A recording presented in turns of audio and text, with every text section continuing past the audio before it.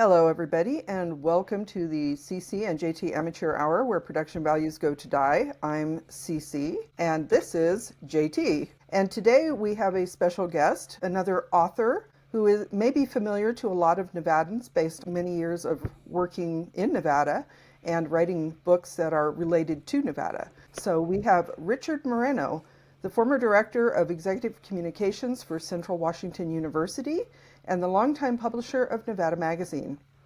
He's the author of, I believe, more than 14 books now, including Nevada Myths and Legends, Roadside History of Nevada, and A Short History of Reno. In 2007, Moreno was awarded the Nevada Writers Hall of Fame Silver Pen Award. His next manuscript was just approved by the University of Nevada Press's Editorial Advisory Board, so it's a go. The book will be called Historic Reno Influencers, 11 Who Helped Define the Biggest Little City in the World. So thank you for being here today, Rich. It's good to see you again. And Good to see you. tell us a little bit more about yourself and your, flesh out the history that I just gave, basically. Okay, sure. Be my pleasure. As you said, who I am, I've written, I guess, 50, actually, I've written more than that. I have two other projects that are in the works. One is already with the publisher. It's actually a Washington book because I now live in Washington State. It's a book about historic places in Washington, so it's right up my alley. And then I'm working on a book for History Press on famous Reno murders. Oh, wow. So that one, I'm actually having fun with that. I'm about a third of the way through. So yeah, I try to keep busy. As you mentioned kindly in your introduction, let's see, I first came to Nevada to work for the Reno Gazette-Journal. I was a newspaper reporter in the 1980s, and I worked there for about 4 years, and then I got hired, and I think that's when you and I met, Yes. when I went to work at the Nevada Commission on Tourism, Mm-hmm. which is now called Travel Nevada, I guess. Mm-hmm. And I was there for about 7 years, and then I went over to work as a publisher of Nevada Magazine. And so I was at Nevada Magazine working with that great staff, Dave Moore and the late Ann Henderson and Melissa Loomis and some other folks for about 14 years, which sounds like a long time, but actually made me I think I was only the third longest publisher that, that Nevada Magazine ever had, because their first two were there for over 20 years. Mm-hmm. And then I left there and took a job in the Midwest. I got a job as a journalism professor at that's where I'm at, Western Illinois University. And I was there 9 years. I was also the advisor to the student newspaper there, and managed to write 3 books about Illinois while I lived there. So that was a very productive period of my life. And then, for family reasons, my parents had retired to Vancouver, Washington, and we're in a assisted living place there. We moved to Washington State in 2015, and I took a job at Central Washington University. And then I retired about 2 years ago, and one of the things I really wanted to do was to get back on track with several book projects and other writing things. And so I immediately started working on a book called Frontier Fake News. I had Mm-hmm. pitched it, 3 or 4 years earlier, before it actually came out. Had written, I think, the first 2 chapters while I had a full-time job. And then when I retired, I actually finished the book in about 4 months because I made it my job. Mm-hmm. So I got up every day, and you know this, when you're writing, I got up every day, and just that was my new job, was to, and it kept me, I think, when you retire, well, I'd never retired before, but when you retire, you don't know what you're going to do with yourself. It gave me a purpose every day, so that that was my job, was to finish that. And so I did, and I was, pretty happy with the way it came out. It was published about 2 years ago, and then I started working immediately on this new book. The manuscript just finally got approved. I think, and I think as writers, you guys can understand this. Sometimes you go into a project with one idea of what you think it might be, and then it ends up not quite being that way, but better. And that's what happened with this book,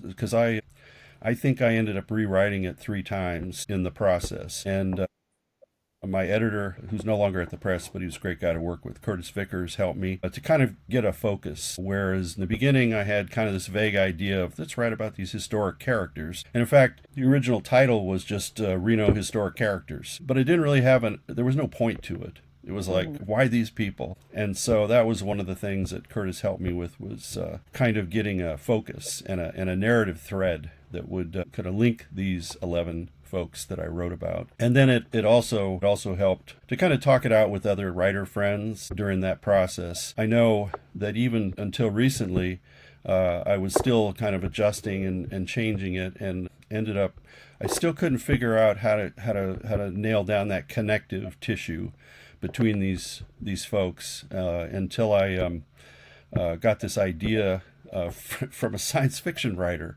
of all things. You guys familiar with Harlan Ellison? Yeah. Yeah. Well, Ellison does this thing, and I've read Harlan Ellison since I was a teenager, where he makes his stories, you read the story, but the introductions are almost as entertaining as the stories, because he personalizes. He talks about why he wrote this book or what was on his mind, etc. And that's actually what I took. I stole from him. I decided, what's wrong with not, why not write a history book? Except why, with me telling why I wrote about these people at the introduction of each, what made me interested in that person. And so when I posted about the book, manuscript being accepted recently, and I said it was the most personal project I've ever done, it actually is, because I explain why I decided to write about that person, instead of just kind of doing this more dry, straightforward, almost journalistic history like I normally would do. This gave me a chance to inject, I first heard about this person when I was doing this, or someone told me about this person and they've interested me, for 30 or 40 years. And nobody's ever written a biography of them. And so that was actually one of the criteria in this book, is that I wanted to write about people who were influential, but no one had ever written they either never written an autobiography, or no one had written a biography of them. So some of them are more well known.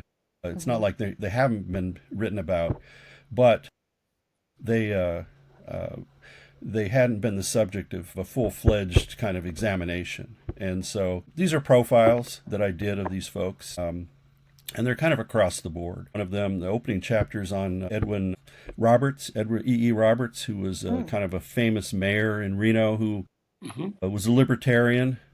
He's real famous for, when asked during Prohibition, what he felt about alcohol. He felt that Reno should just put whiskey barrels on every street corner and invite people to dip a ladle in. And so he was very free-thinking, very libertarian in his views, and was certainly the perfect mayor for the time. When you think of, this is when divorces are becoming a major industry in Reno. The city is kind of growing into itself, and you've got this guy at the top, very popular. He, in fact, died in office, who, just was this bigger than life. He'd been a congressman before that, bigger than life character, and even had there's an element of celebrity in his story. His daughter married the most famous pitcher of that era, Walter Johnson. A Big Train Johnson, and Hazel was her name. And so I tried to find people that I thought were interesting like that I've never seen anyone write a biography of E.E. Roberts.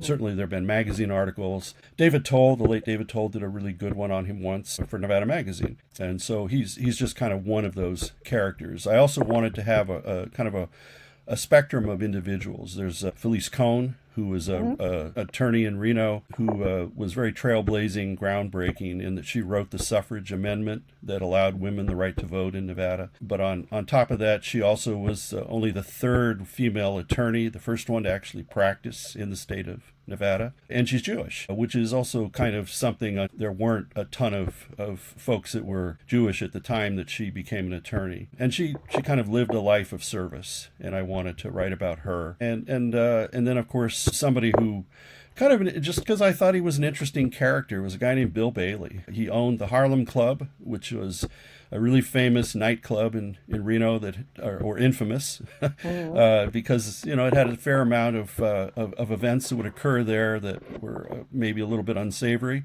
but it was in the kind of the old rundown section of Reno in the 40s and 50s. Actually, I just saw a recent picture of the Harlem, not a recent picture, but a recently posted picture from the Nevada State Railroad Museum, and it was literally on the tracks. I mean, you almost walk out the door, and you were on the tracks. And of course, anything back in the associated with railroad tracks, wrong side of the tracks, was Yeah, probably not exactly. the most developed land in the world. No. And what's interesting for me, though, is that not only did he own this club, but he also was the first head of the NAACP in Reno, and he was super involved with the civil rights movement, and so a really kind of an interesting character, kind of owning this club. And so I traced that, and then late in life, after he sells the Harlem Club and he moves on, he goes back, and I'm blanking. I think it's Wyoming, where his father was one of the first black ranchers and one of the only black ranchers in Wyoming. He inherits the ranch, and then he basically goes back to being a cowboy, which was what his upbringing was. And I found this photographer who had shot pictures of him late in life, and he's still a very impressive man. He's about 6'6", Wow. and maybe weighs 140 pounds. I mean, he's this tall, thin dude, and he's leaning against a fence post with his cowboy hat on somewhere out in this desolate part of Wyoming on his ranch. And I thought, that's a great photo. So the guy who had taken it gave me permission to use it. And so there's a number of folks like that I wrote about. Frederick de Longchamp, who designed just about every other building, Oh, yes. whether it's old houses in Reno Mm-hmm. to the courthouse in Reno, all of the Capitol buildings, the renovation of the state capitol at one point, and the extension wings. He really is the most important architect in Nevada history, and practiced his whole career in. So Ron James had written a really great magazine article in the Nevada Historical Quarterly, but I kind of wanted to flesh out a little bit more. I even went over to the house he grew up in is still standing. Oh, cool. In Reno, and I kind of drove around that area and tried to envision what it must have been like to live there. It's all kind of over near where Washoe Medical Center is now, kind of that neighborhood. But what it was like when it was all just trees. There was no giant hospital. And, he went and played at the river, and things like that. So, yeah, it was a very fun book to work on. So sorry, I talked a lot about that. No. This is fascinating. This is fascinating. Yeah, good word, fascinating. And I wanted to ask a question. You kind of touched on it, but because I've written fictional books that are based in Nevada, and you, of course, have your library of nonfiction books in Nevada. So my question, maybe for both of us, is there a single thing that draws a writer to write about Nevada? What is it about Nevada that is just so fascinating to a writer, in your opinion? Oh, that's a really good question. I think the rawness of the state, in terms of it's not very old. And so it's still pretty raw in terms of its development, at least for me. That's what interests me. And, unlike, say, trying to write about Illinois, where, you probably have to kind of tie everything back to Lincoln for everyone to be interested, land of Lincoln, etc. Yep. Or say New York, which has a very, long history going back to, the New Amsterdam, before it was even New York City. I think, Nevada's history is more recent. It's more, just isn't that lengthy. And then because it was in the West, there weren't the rules. You didn't have, Boston society. You didn't have the New York 500 families. You didn't have all of that kind of social structure. That's what I find interesting about Nevada. Is that it's a place where, well, for instance, two of the guys I write about in the book, I've always been, and they're actually the reason I wrote the book in many ways. William Graham and James McKay, they were the mobsters, the gangsters. They've been called all kinds, crime lords. They've been called all kinds of names over the years, but they kind of ruled the Reno underworld in the 1920s and 30s and had all kinds of unsavory associations with people like Babyface Nelson and the Creepy Karpus, Alvin Karpus, and the Barker Gang and people like that. That's what fascinates me about Nevada is that, not only is it kind of wide open, but then you did have these characters that you read about, related to Chicago or the Midwest or other parts of the country that somehow have a connection. And that was one of the things, even when I lived in Illinois, I lived in this part of Illinois that was adjacent to another county that was called Adams County. And I found out that the Rufus Adams family in Genoa is related to that's actually their family that the county's named after. So I kept running into these, even in other parts of the country, these weird connections to Nevada. And so I think it's all those things together, the newness of the state, the youngness of the state, the rawness of the state, the fact that a lot of just bizarre things have occurred that are somehow related to the state, make it interesting to me. And I applaud you for writing, I think it's your sheriff series, right, that takes place in Nevada, for using Nevada as a character in your books, because I think it lends itself to that, especially when you write about, Western things like you're doing. I think your stuff is period, right? Or is it contemporary? Oh, it's modern day. Oh, it's modern day. I haven't read them, so I'm sorry. So No worries. but I think that's, it is a fascinating, as you used that word earlier, an interesting place. And I'm glad I have had the honor of living there and writing about it, and maybe that I don't have to write about Utah. No, I'm kidding. Utah and Nevada have some interesting history together. They do. We did start out as Utah territory, but right. But it's like your journalist John Ralston has often said that everything seems to be connected to Nevada in some way. And there in a few minutes, you just proved it, that you just right across the nation, there's all of these connections. My grandfather, I'm going to pull out a name here. My grandfather took me to the graveyard of Avoca many years ago, and I know you know what that's the ghost person. And to find out the irony that the Army officer that was responsible for his treatment has a county named in Nevada, that being, of course, General Pershing. Right. So it's funny how these connections all happen.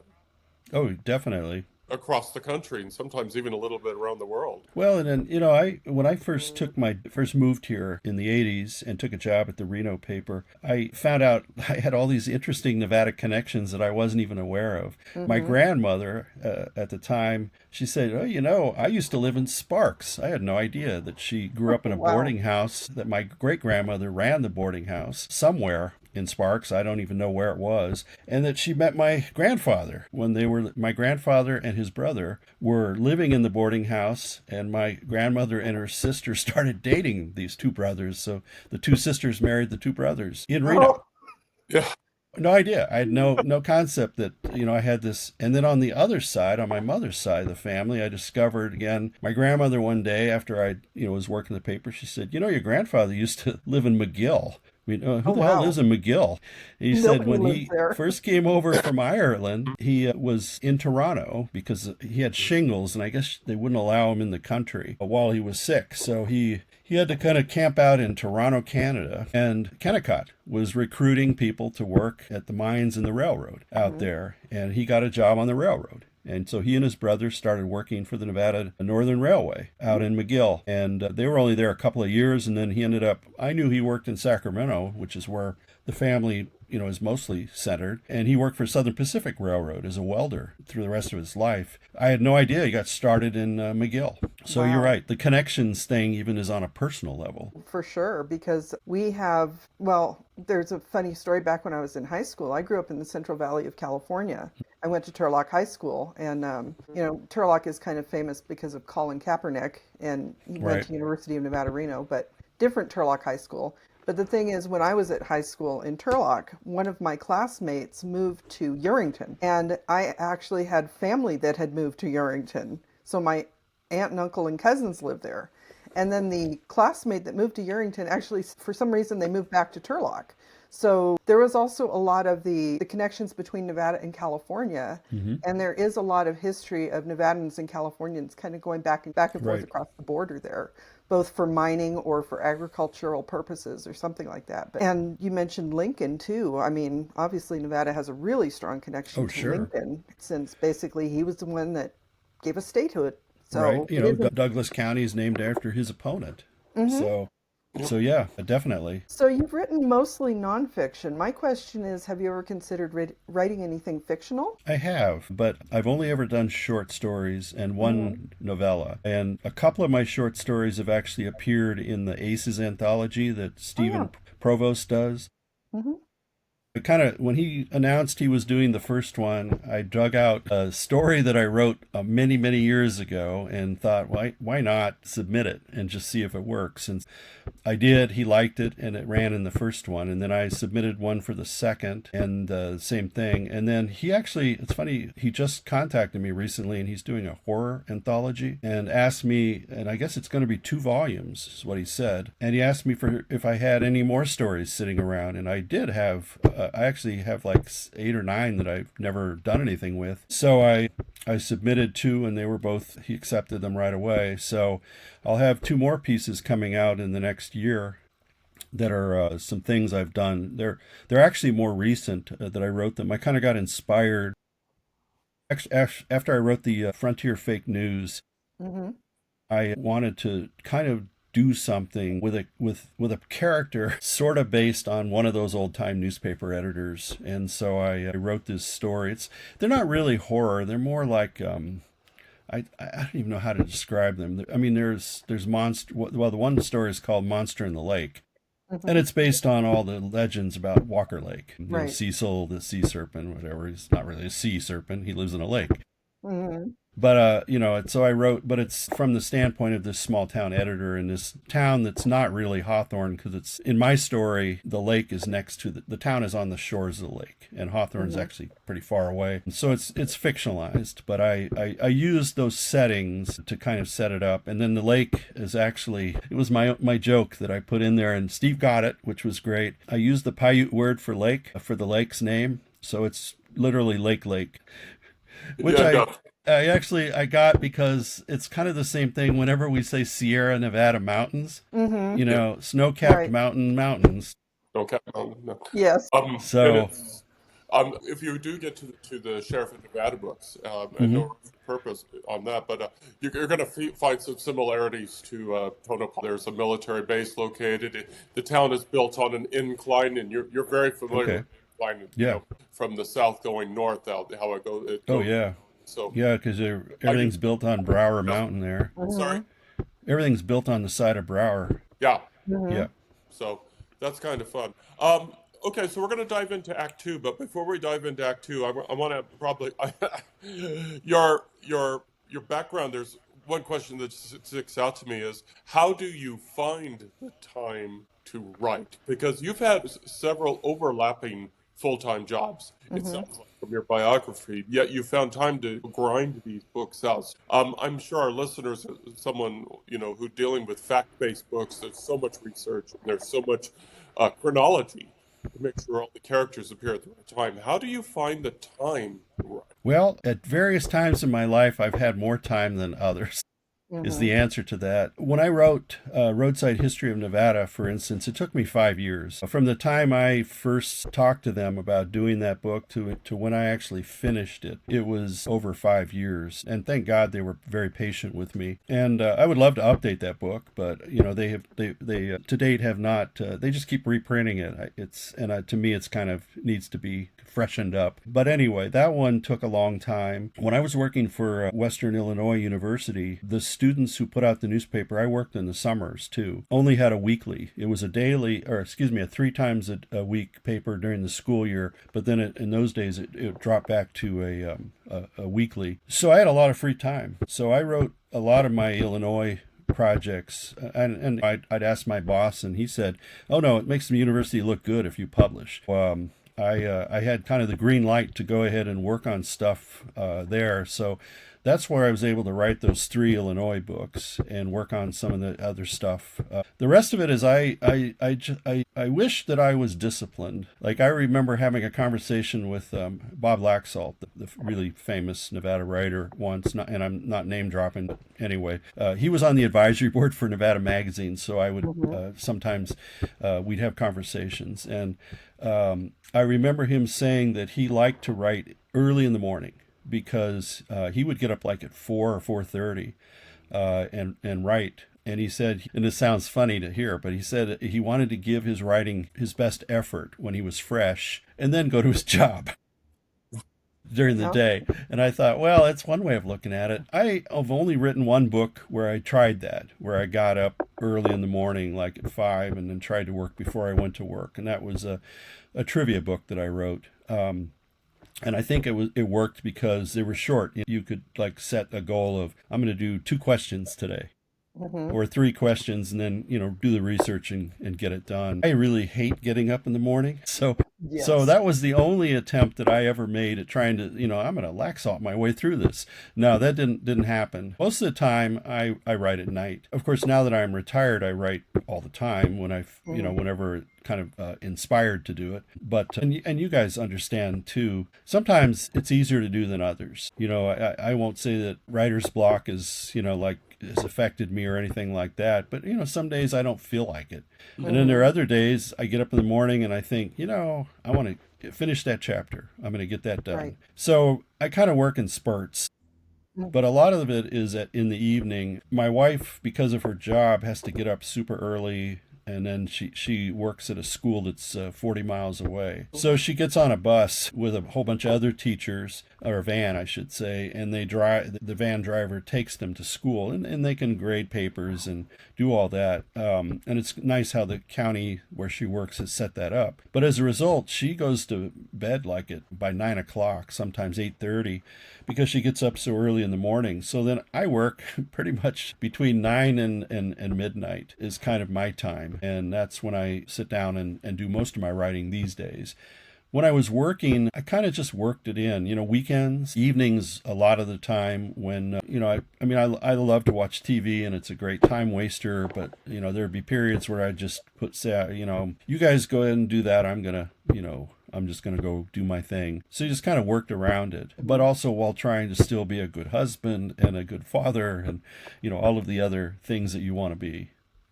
So I hope that answers your question. Oh, yeah, absolutely. Let's go ahead and dive in. Okay. So we've based these questions a little bit on Inside the Actors Studio. So you have been writing for a very long time now, but do you recall having a real honest to goodness, I am a writer moment? Probably when I was in college, weirdly enough. I worked for the school newspaper.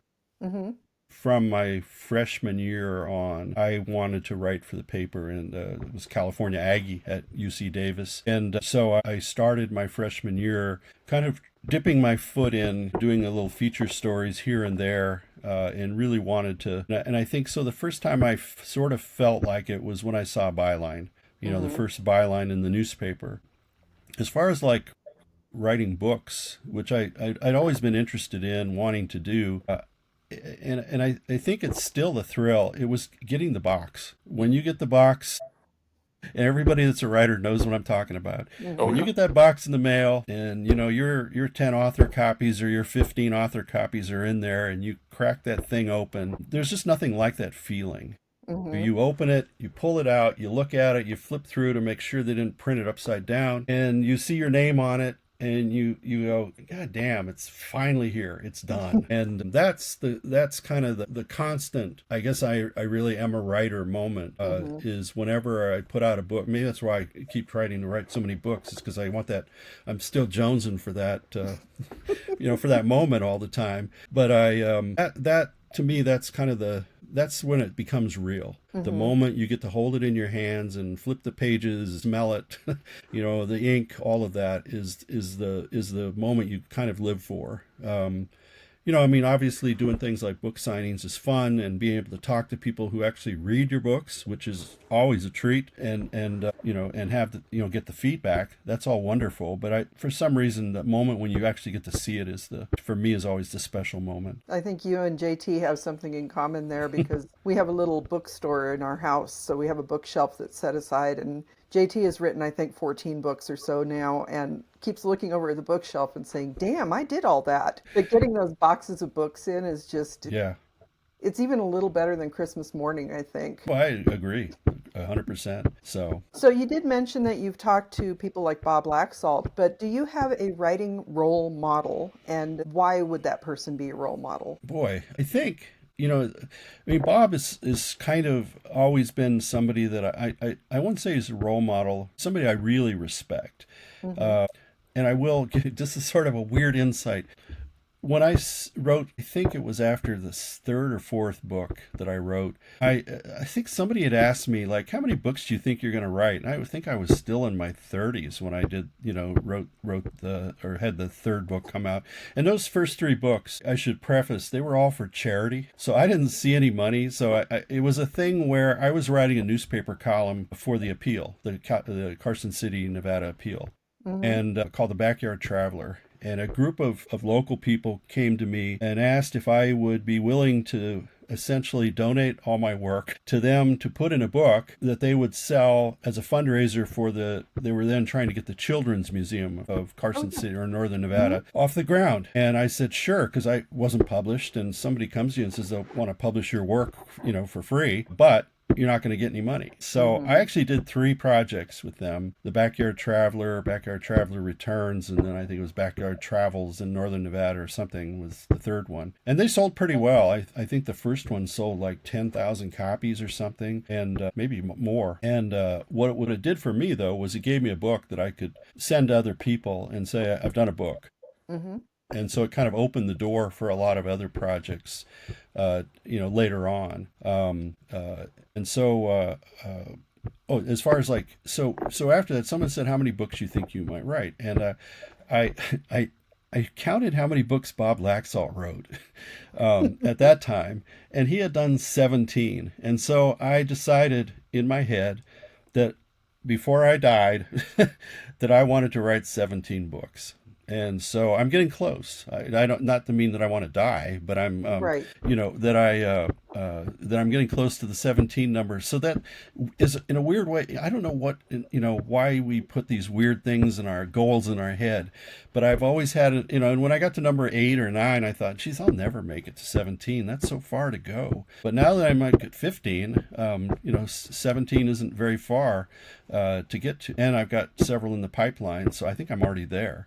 So I don't want to say Bob was my only motivation because of a number, but I admired him, and when I would have these conversations, and I interviewed him for a magazine story for Nevada Magazine once too, and we talked a lot for that. I really admired his work ethic. I could never write, like he did, even now, like he did. I mean, the guy was just brilliant, brilliant writer. But I kind of look at him, I don't know if as a role model, but as just somebody that I respect a lot. Another person, and maybe more of a direct role model, would be David Toll. When I went to work for the Nevada Commission on Tourism, David Toll had been my predecessor as the public information officer. And so I got to know David. I didn't really know him before that. Through that connection, we would talk, etc., and we had a lot of mutual friends. David wrote more in the vein of what I do with his Complete Nevada Traveler book, although it's still a little more personal. I do probably more journalistic stuff, but David was somebody I also kind of wanted to emulate, just because I really liked that book, Complete Nevada Traveler. Even now, it's a fun read. It's a very quirky, anecdotal travel history of the state. It definitely reflects David's flair for writing, and he had a real talent. And so I look up to him too as kind of a model like that. And so I'd say they're probably the 2 main ones. I've learned a lot from other folks along the way. When I worked at Nevada Magazine, I worked with probably the best editor I've ever worked with, David Moore. Dave's an incredible editor, and he taught me a lot in terms of how to write tighter when I would write for Nevada Magazine stories. And so I learned a lot from him, just to be a better writer. I also think, teaching journalism when I was doing that in Illinois helped me, because it made me have to focus on what good writing was all about, and realize, where I was lacking and needed to get better and try harder. So I think that experience, and also just grading their papers, sometimes, you for 9 years, you're grading, papers of journalism students. You can't help but get better because you're seeing a lot of bad writing. Especially when you see yourself in the writing that you have to correct. Yeah, exactly. And so I think that helped too. So, but yeah, that would be my answer. So, what do you love about writing? I like the process. I like to research. So in my work, which is pretty research heavy, excuse me, the research portion of it is something I actually enjoy doing. I like digging in. I like reading old newspapers. Newspapers.com is an amazing resource. You know, there are others. Some of the genealogy sites are fun to dig through. When I was doing the Frontier Fake News, I had subscriptions to genealogy.com and newspapers.com and access to several others. And I couldn't have written that book without all of that, because I was really pouring through trying to find one of the, I won't say difficulties, one of the challenges with that book was all these writers wrote under pseudonyms.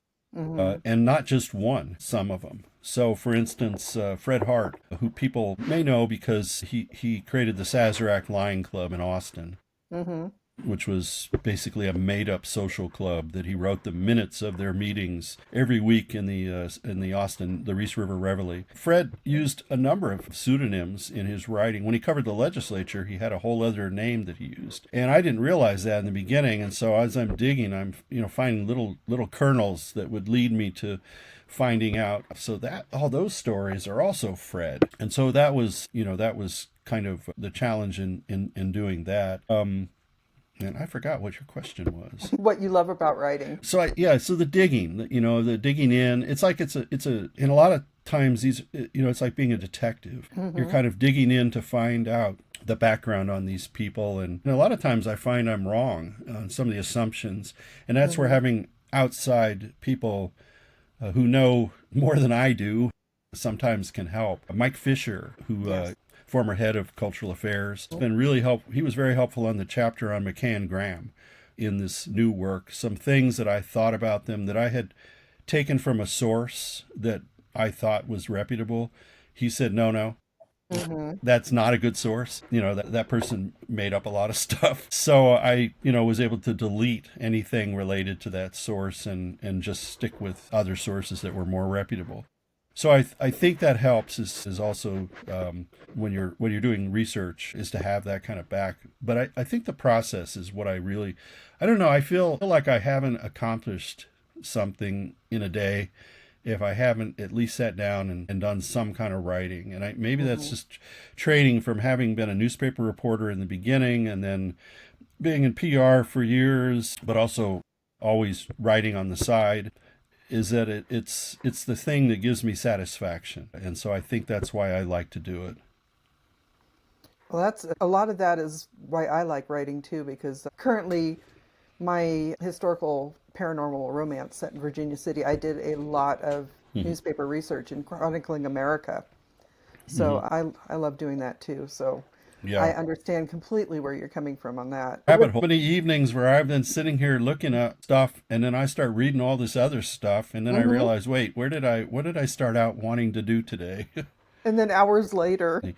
But there's a guy he was actually in an earlier version of the Reno Influencer book, historical influencer book, who I still someday I want to do something with. I finished a whole chapter on him. I did write a magazine piece about him that appeared in Eric Moody's in Nevada in the West magazine, which I'm so sorry when that went under. Yeah. It was a good place for history stories. But this guy, his name is Earl Leaf, and he was a journalist only for like 2.5 years, worked in the Reno newspapers. But he did some amazing stories. And so, I don't know, someday I want to do something with Earl Leaf, something more than what I've done so far, because I just find him a fascinating character. There was another chapter that also I wrote, and then I don't know what, someday I'll figure out what to do with, on a woman writer. She wrote for the Reno papers in the 1940s, covering crime, which would have been kind of an unusual thing for a woman to be doing at that era, named Peggy Trago. And then she later wrote beautiful history pieces, really lengthy ones that ran in the Sunday paper. And then when she retired, her husband was also worked at the Reno paper. They bought a place up in Unionville and actually lived out the rest of their lives living in a ghost town. And so really interesting people. And I just, I'll figure out someday what to do with them. They didn't make it in this, I told you, the book it went through several rewrites, and so sometimes you have to destroy your babies along the way, and they were two of So my chapters. that Before we actually, before we move on, I just want to bring up a technical notice because these sessions I think are limited but to an hour by our softwares, and we're at the 46-minute point. So just want to frame it. I don't want to cut you off because I am learning so much, and I think I can speak for CC as we're relating so much to what you're doing. Oh, Nice to know that we're not alone in that effort. So go ahead. no, no, I'm ready for your next question. I was just going to say, I think you already kind of started addressing this, but what do you absolutely dread about writing? Boy, I was telling my wife this the other day. I still have a lot of self-doubt about doing this. And so when I send in a manuscript sometimes and I don't hear for a long time, it may be because they're busy. They've got a stack of manuscripts on their desk. I've never self-published, so I don't, I'm always having to wait to have another party, a company, a editor, a somebody to, approve what I've done. That's when I get the, kind of the most insecure. So, like this influencer book, because it had taken so many different turns and twists along the way as I tried to figure out exactly what it was supposed to be. That was a book that caused, I'd say, kind of a fair amount of dread. And at different points, I would even think, you know what, screw it. I'm not even gonna turn. You know what, I'm not doing this. I'm done with this project. I don't even want to do this anymore. I put enough time in it. I'll work on something else. But I didn't, thank God. And so that's probably the biggest dread, is kind of that weird fear of failure, that you think that you're only, the next one isn't going to be as good as the last one. And I don't write fiction, so it's not like I have to worry about Stephen King numbers coming in for every book or something like that. I mean, God, I wish I had Stephen King numbers. I'd Don't take we all? Stephen King's wife's numbers, Right? in terms of her books. So, I as I like to tell people, I write books that a handful of people read. But anyway, I think that's probably the one thing I dread the most, is that waiting to whether I've done what they wanted, produce something of the quality that they needed or wanted. And that's always the hard part for me, where I start to have that self-doubt. I hadn't really ever considered it that way. I did try traditionally submitting for a while and didn't. Thankfully, I did have that one article accepted for Nevada Magazine, and that was a high point for me. But one of the reasons I enjoy self-publishing is not having to wait for those responses. No. I also, what I admire about self-publishing, and I say this because I've kind of gotten to know Stephen Provost. One, I don't know how that guy is so prolific. I mean, he writes so fast that I am in awe of his ability to put out work. And it's good work. And so I applaud him for that. But also just, I've kind of, follow the process that you guys go through. And I think it's kind of, fun to be able to control all of the means of production along the way. You pick the covers, you do this. I don't, pick my covers. I approve them. But I, when I'm writing a book, sometimes I don't even approve them. I don't see them until the book comes out. But I, just the amount of control I'm envious of. And you cut out a lot of the middlemen. Like, I don't get rich off any of these projects. And, I'm not saying you get rich, but at least you cut out many of the layers. But there's also a lot of work. I know you guys do a ton of work, because I see Steve and people like you at all of these events, and you're out there hustling, and and there's all the the capital you put in to have displays and everything else. So there's just a lot that goes into self-publishing that I admire and I applaud, and I'm kind of in awe of the hard work you guys put into this. It's definitely a bit of a double-edged sword, though, because Yeah. with when you get published by a press, they do a lot of the work that we're doing for ourselves, and we have to Right. put out the money for the editors and the covers. So it's a balance, but Yeah. so I think we'll wrap this up with the fun question here: is what is something fun and unexpected from your past that we won't see in your bio? Let's see. Well, probably the thing that probably most people don't know. The room that I'm sitting in here has all these boxes in here, which you can't really see through the blurred background. I have 35,000 comic books in this room. Oh my gosh! So That's I quite the have, collection. yeah, I've been an avid collector since I was like 8 years old. So I have, my wife likes, this is actually the comic book room. We actually have a room that's just devoted to them. And she's always saying, when are you going to open a store to maybe get some of these out of our house? Oh, you're not going So, to sell your collection. No, no, no, no, no, no, no, no, no, but no. then I have my daughter who's like, Dad, I hope you never sell that collection. I want to inherit it when you die, that kind of Mhm. thing. And then she says, but I don't want you to die either. So you get to But keep it forever. That's yeah, awesome. so that's probably the one thing people don't know is that I have this very large uh, comic book collection. Well, knowing what you write, that is a bit surprising because, since you've been so heavily focused on history, not that comic books aren't historic, but it is Well, fun. one of the first things I ever published when I was in college that wasn't just a school newspaper, I wrote actually for a fanzine, a comic book fanzine. It was called The Comic Collector. Oh, And the wow. guy published it out of Pennsylvania. It was very slick, nice little publication. Before, comics were a thing. There was no Marvel Universe, etc. And I wrote a couple of articles for this guy, and of course, in return, I got a free copy. That's Yes. what you did in those days. You got a free Mhm. copy. So yeah, that was one of the first things I ever had published. Was I think the first thing I ever got paid to besides college newspaper was a Sacramento magazine. I did a profile of a writer. So for them, That's cool. yeah. That's I pretty Well, don't. excellent, actually. this has been a lot of fun, and I will say that JT also went through a phase where he collected comic books, but not to the extent that you have. Well, yeah, that and my Nevada book collection kind of Mhm. overwhelms our house sometimes. Yes, we have a few things that we've picked up along the way too. I like Nevada history and Nevada Yeah, book. I think I still have a copy of David Toll's book around the house yeah. somewhere. I've always admired. There's two people who have giant collections of Nevada books that I've always wanted to see and never have. One is Fred Hollibird, the Oh, yes. auctioneer, and the other is Stanley Pear, who supposedly has the largest collection in the state, besides the Really? state library. Yeah. Oh my gosh. Well, So, at this point, might be bigger than the state libraries based on, well, yeah, things change. that's true. Yes. Well, thank you so much for being with us. I don't know if JT has any other questions. Nope, nope, all good. Just honored to have you on board. Glad to hear your stories. That we have so many connections Hmm. in our mutual past. This has been a lot of fun for me. Well, no, thank you. This has been great for me. A lot of fun. I hope I didn't talk too much. Oh, no, no. This is, JT knows that once I get off on one of these kicks, it's going to be a while. We thank you so much for being on. I don't know if JT wants to take the outro since you're familiar with doing it. I'm sorry. You want to end the podcast for us Yeah, we'll today? just go ahead and end this with the commercial because everything has Hmm. to end with a commercial. We're going to be posting Rich Moreno here very soon on our website at www.carsonhume.com, where you can learn everything about CC and I and JT and our writing adventure.